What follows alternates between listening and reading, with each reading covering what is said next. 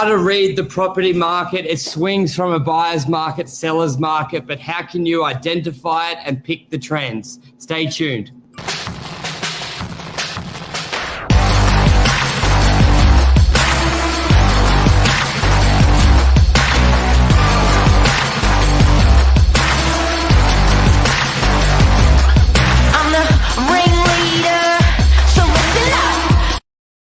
Good morning, everyone. Welcome to Morning Minutes. Myself, Michael Bergio, Mark Novak, episode 326.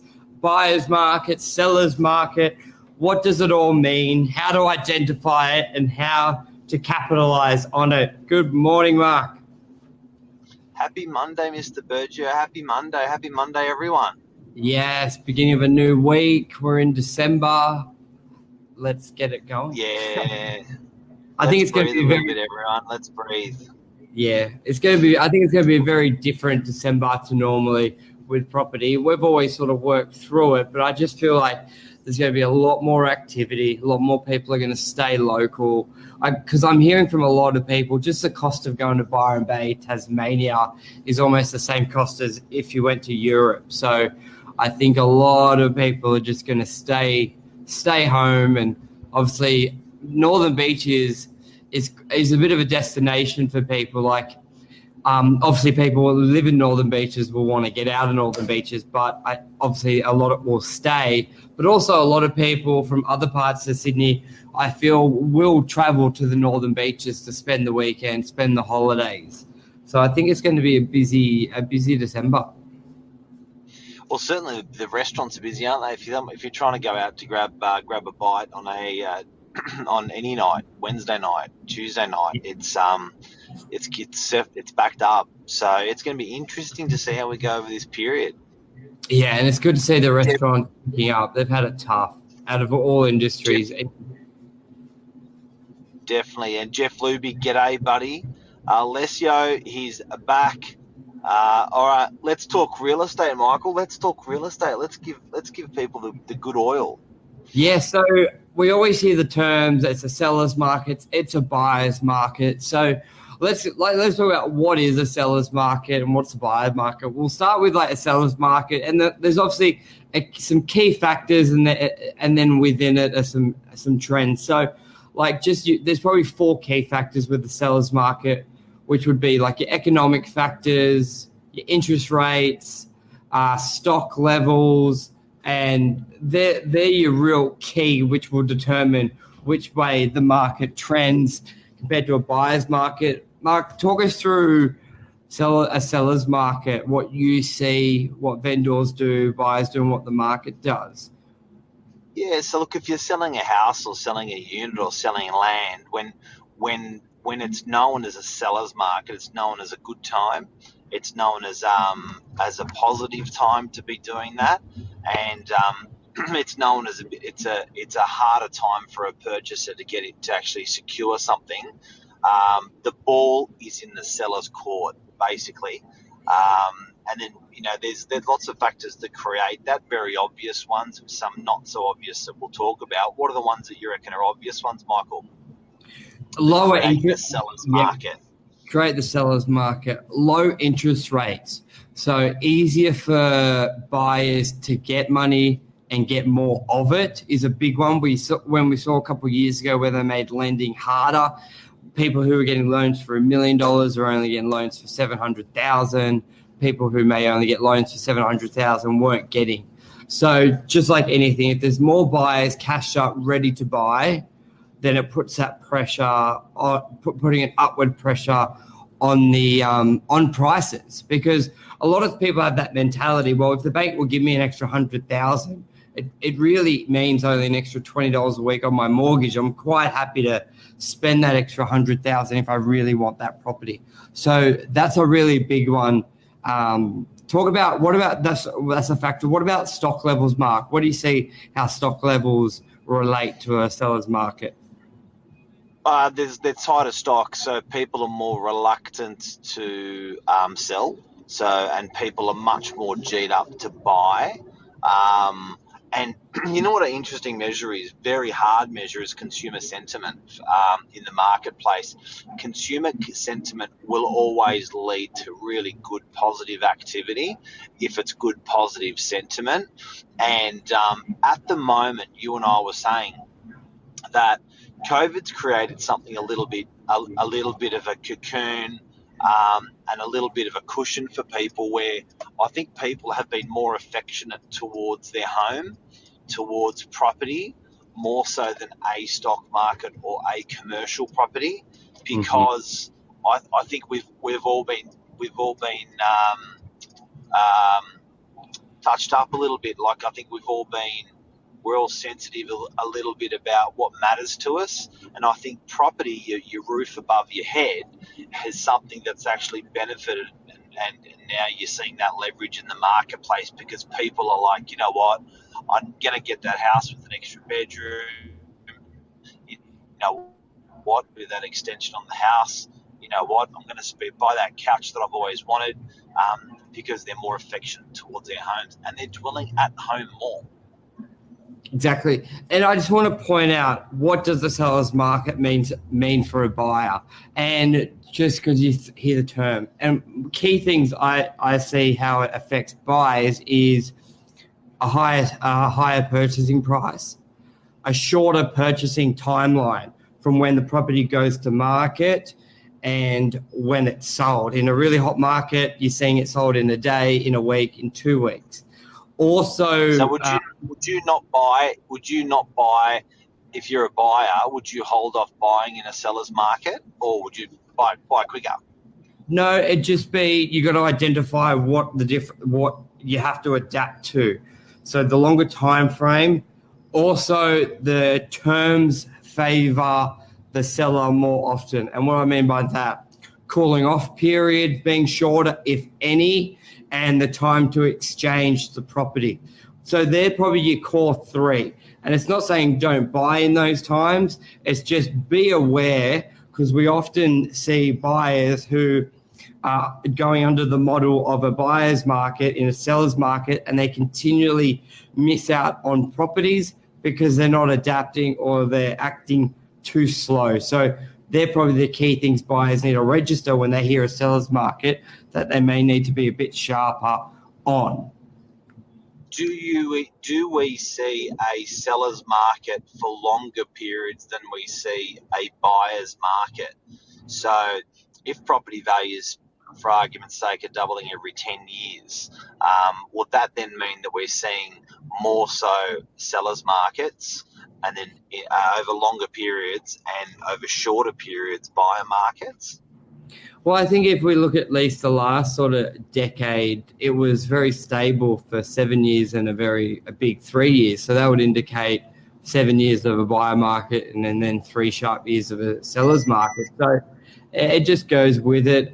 Like, the end of the day, you're playing the long game. I think the difference in identifying is obviously the process may change. So that's a seller's market. Let's go to a buyer's market. And the key factors for a buyer's market, interest rates may be trending higher, short drop in interest rates. So that's more the interest rates drop and then people anticipate them going back up. High inventory, could be a lot of developments and new stock, so there's less pressure on interest rates. But also it says a natural disaster. So I feel, looking at these factors, we've got a combination of both going on at the moment, where we've got the natural disaster. Because you did research for the first time in 300 episodes this morning. Yeah, just found a topic and there were some bullet points, so some light reading. So, and I was sort of looking at both of them going, well, we sort of tick many boxes in both markets. But I sort of go back to my core belief for right now in this market and for the next 2 years, where our economy needs stimulation, especially while we don't have tourism, education and immigration.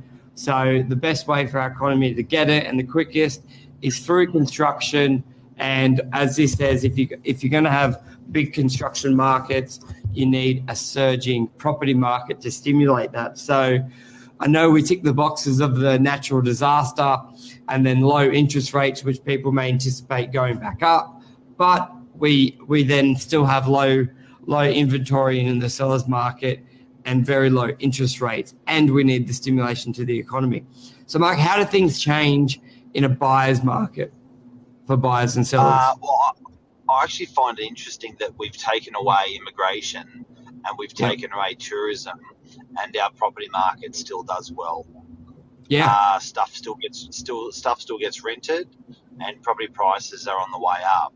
I find that really, because if you told me that 6 months ago or 9 months ago, I probably would have shit myself thinking, oh my God, there go our foreigners buying and immigrating to the country permanently, and there goes tourism, which is people renting stuff and spending locally. So I'm amazed that our economy has been so buoyant. I do have to say, I think Australians and the politicians and the government have grossly underestimated how much money an average Australian takes offshore. And I've said it in the show, a couple of shows before. If you were, it was very expensive to travel in Australia traditionally, previously. And what we used to do is go offshore because it was expensive to go north or to go south, and even to hire a caravan was expensive, insurances, fuels, and stuff like that. So people go to Bali and spending $5, $4-5 on airfares with 2 kids. People go to Bali and doing a bit of shopping and accommodation, another $4-5 That $10,000 that a family would spend going to Bali in the course of a year is now being spent locally and in people's coffers. Very interesting. Back to your question. What was the question? What do we see in a buyer's market?